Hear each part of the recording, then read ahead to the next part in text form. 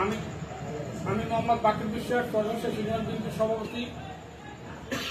আজ বুধবার গড়াচিপা উপজেলা ছাত্র অধিকার পরিষদের পরিচিত সভায় ডাকসু ভিপি নুরুল হক নূর আমার বিরুদ্ধে একটা মিথ্যা ঘটনা রটাইয়া সে মানুষকে যে বক্তব্য দিয়েছে এইটার আমি তীব্র নিন্দা জানাই এবং প্রতিবাদ জানাই। এই ধরনের বক্তব্য ভিপি নূর দিয়ে আমরা আশা করি না।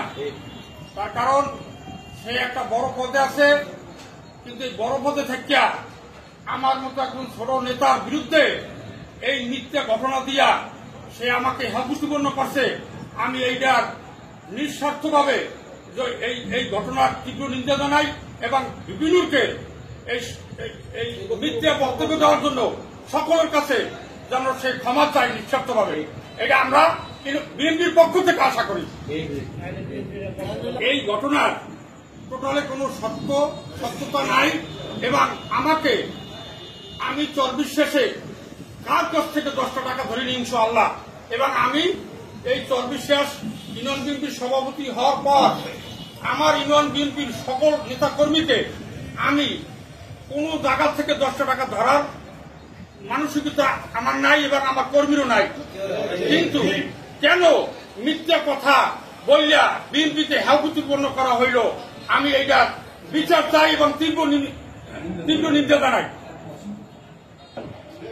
এবং এই মিথ্যা ঘটনাটারে সে যেন বিভিন্নভাবে প্রচার করায় বিএনপিকে হেয়প্রতিপন্ন করা হয়েছে।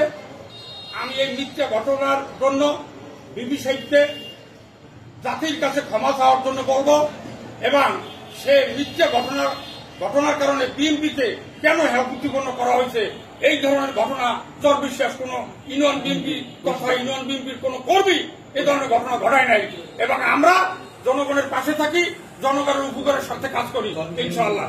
চরবিশ্বাস ইউনিয়ন বিএনপি এই জাতীয় ঘটনা কোন কর্মী থেকে শুরু করিয়া আমাদের মধ্যে তো নাই।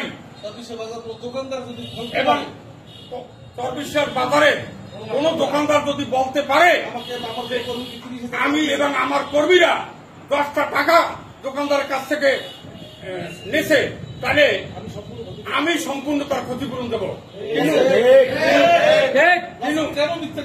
কেন সে মিথ্যা কথা বললে অপপ্রচার করিয়া আমাকে হেয়প্রতিপন্ন করা হইলে এইটার বিচার চাই আমি এবং এইটার জবাব দিতে হবে এবং